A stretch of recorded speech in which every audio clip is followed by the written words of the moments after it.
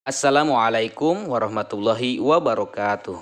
Dalam kesempatan kali ini kita akan melanjutkan pembelajaran matematika. Adapun materinya yaitu menentukan kuadrat bilangan puluhan yang mempunyai satuan 5. Contohnya, tentukan bilangan 15 pangkat 2 atau 15 kuadrat. Caranya sangat mudah sekali. Mengenai angka 5 satuannya, kita kuadratkan terlebih dahulu ya. 5 pangkat 2 hasilnya adalah 25. Nah, untuk angka 1 di depannya atau angka 1 puluhannya, caranya yaitu cara seperti ini ya. 1 dikali dalam kurung 1 tambah 1. Nah, ini sebagai rumusnya. 1 dikali dalam kurung 1 tambah 1 yang hasilnya 2. 1 dikali 2 hasilnya adalah 2. Jadi 15 pangkat 2 atau 15 kuadrat hasilnya 225.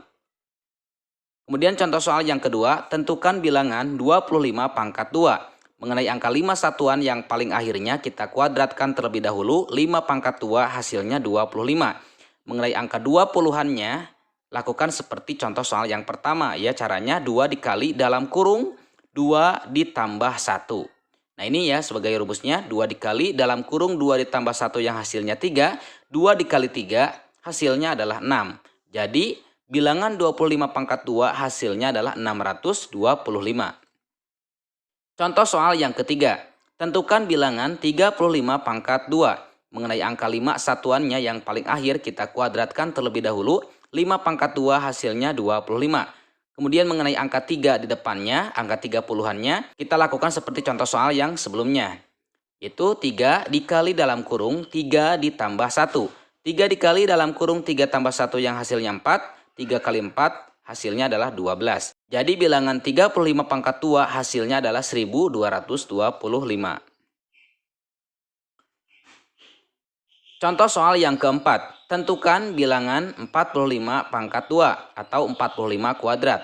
Caranya 5 pangkat 2 ya yang bilangan akhirnya atau bilangan satuannya kita kuadratkan. 5 pangkat 2 yang hasilnya 25. Kemudian mengenai angka 40-annya lakukan seperti contoh soal sebelumnya.